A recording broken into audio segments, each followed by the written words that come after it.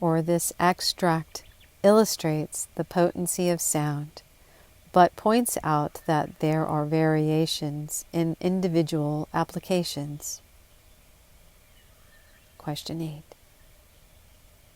If the spoken word is stronger than thought, why is it I prefer to use the silent meditation? Answer 8. In each, as has been given in vibration, there is the surrounding, as it were, of those elements as manifest of the Spirit in the material activity in each individual.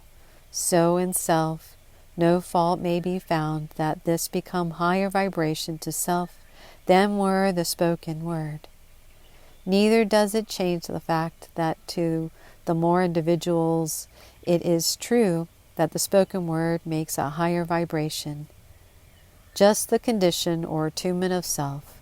Don't find fault, or try to be like someone else, or try to have someone else be like you.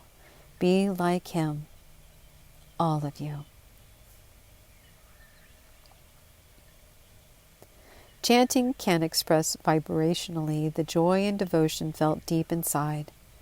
Practice is necessary because we are often self-conscious when we start chanting, even when alone. The sound should not be directed outward as in singing, but held within and experienced as a sensation as well as a sound. As we chant quietly and joyously, we draw our attentions away from diverting thoughts and feelings. Question 4. Any method of improving meditation and concentration? Answer 4. You have the meditation because you desire to be attuned with creative forces. You do not have the meditation because it's a duty or because you want to feel better, but to attune self to the infinite, and in attuning self, use your own vocal self, as with the O-A, but do your own vocaling. Question 5. What is the correct way of sounding Om? Answer 5. That of attuning self by your own vocal cords, not tuning like you are giving vocal orientations.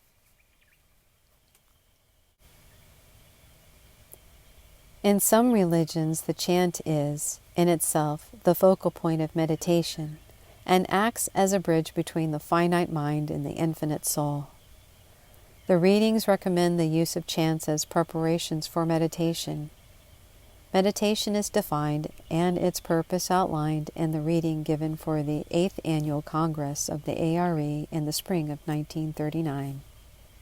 Quote, in the mind of many there is little or no difference between meditation and prayer, and there are many gathered here who, through their studies of various forms, have very definite ideas as to meditation and prayer. End of quote. Quote again.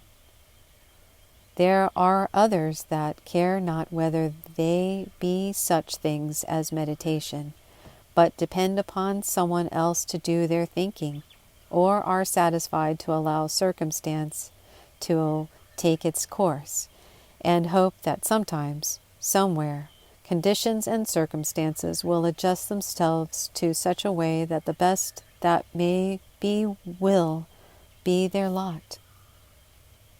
End of quote. Quote, yet, to most of you, there must be something else, some desire, something that has prompted you in one manner or another to seek to be here now, that you may give and gather something from a word, from an act, that will either give thee hope or make thee satisfied better with thy present lot, or to justify thee in the course ye now pursue. End of quote.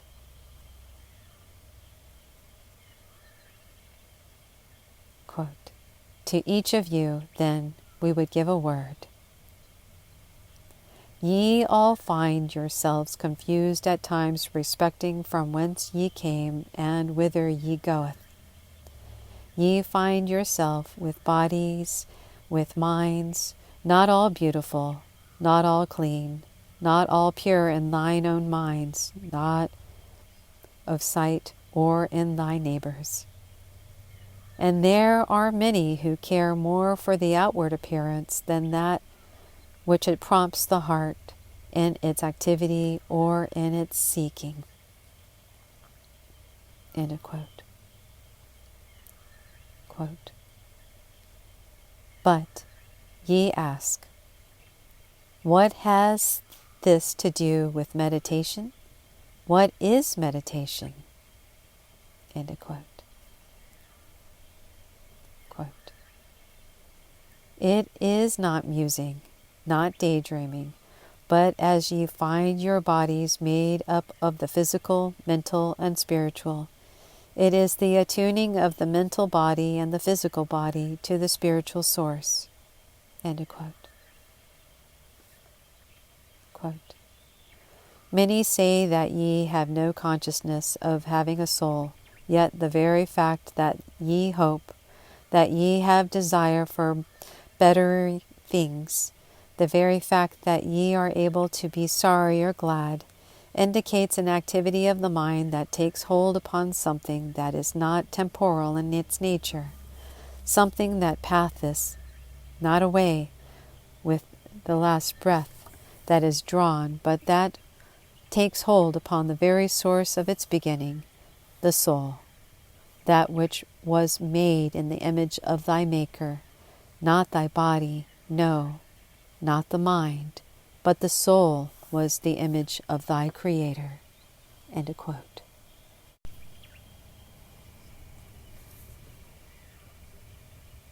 Then, it is the attuning of thy physical and mental attributes to seeking to know the relationship to thy Maker. That is true meditation. Quote. How do you accomplish same? How would ye as an individual go about learning to meditate? End of quote. Quote. For ye must learn to meditate, just as ye must learn to walk, to talk, to do any of the physical attributes of thy mind as compared to the relationship with the facts, the attitudes, the conditions, the environments of thy daily surroundings. End of quote. Quote. Then there must be a conscious contact with that which is a part of thy body physical, thy body mental, to thy body soul, or thy superconsciousness. The name indicates that ye have given it meters and bounds, while the soul is boundless, and is represented by many means or measures or manners in the expression in the mind of each of you. End of quote. But there are physical contracts which the animatist finds not, or those who would look for imagination or the minds. Yet it is found that within the body there are channels, there are ducts, there are glands, there are activities that perform no one knows what in a living, moving, thinking being.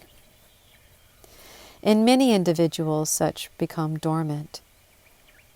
Many have become atrophied. Why? Non-usage, non-activity, because only the desire of the appetite, self-indulgences, and such have so glossed over or used up the abilities in the directions that they became only wastes, as it were, in the spiritual life of an individual who has so abused or misused those abilities that have been given him for the greater activity.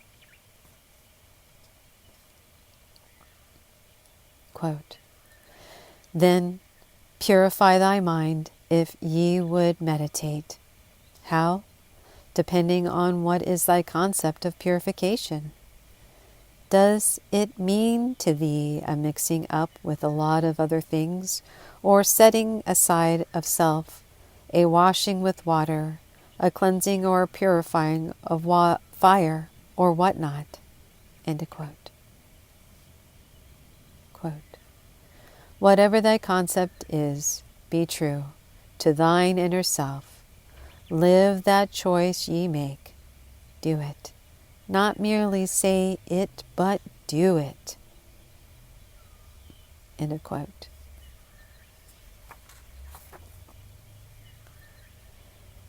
Quote, purify thy body.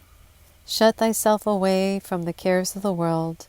Think on that as ye would do to have thy God meet thee face to face. Ah, ye say, quote, but many are not able to speak to God. End of quote. Many, you say, are fearful. Why? Have ye gone so far astray that ye cannot approach him, who is all merciful? He knows thy desires and thy needs, and can only support according to those purposes that ye would perform within thine own self. Quote, then, purify thy body physically, sanctify thy body, as the laws were given of old, for tomorrow the Lord would speak with thee, as a father speaketh to his children. Has God changed? Have ye wandered so far away? Know ye not that, as he has given? Quote, if ye will be my children, I will be thy God. End of quote. And, quote, though ye wander far away, if ye will but call, I will hear. End of quote.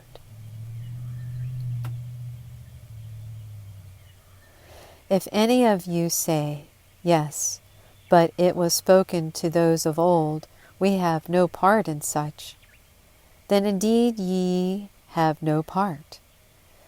They that would know God, would know their own souls, would know how to meditate or talk with God, must believe that he is, and that he rewards those who seek to know and do his biddings. Quote, that he gave of old is anew today, as it was in the beginning of man's relationship or seeking to know the will of God. If ye will but call on him within thine inner self, know that thy body is the temple of the living God. There, he has promised to meet thee. End of quote. Are you afraid? Are you ashamed? Have ye so belittled thy opportunities? Have ye so defamed thine own body and thine own mind, that ye are ashamed to have thy God meet thee within thine own tabernacle? Quote, then, woe be unto thee, lest ye set thy house in order. For as has been indicated, there are physical contracts in thine own body with thine own soul, thine own mind. Does anyone have to indicate to you that if you touch a needle that there is pain felt? Ye are told that such an awareness is an activity of consciousness that passes along the nervous system to and from the brain. Then, just the same, there are contracts with that which is eternal within the physical body. For there is the bowl that must one day be broken, the cord that must one day be severed from thine own physical body, and to be absent from the body, to be presented with God. Quote, what is thy God? Are they ambitions only set in whatever shall we eat tomorrow, or as to with wherefore all ye shall be clothed? ye of little faith, ye of little hope, that allows such to become the paramount issues in thine own consciousness. Know ye not that ye are His? For ye are of His making. He hath willed that ye shall not perish, but hath left it with thee as to whether ye become even aware of thy relationships with Him or not.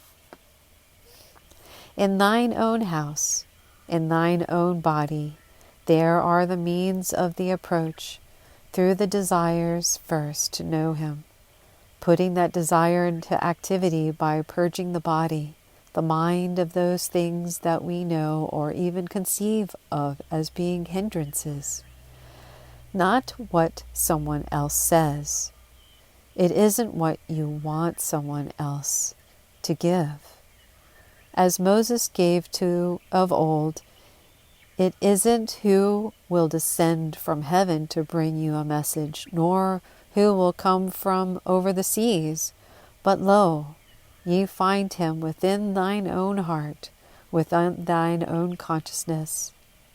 If ye will meditate, open thy heart, open thy mind, let thy body and mind be channels, that ye may do the things ye ask God to do for you. Thus ye come to know Him. End of quote.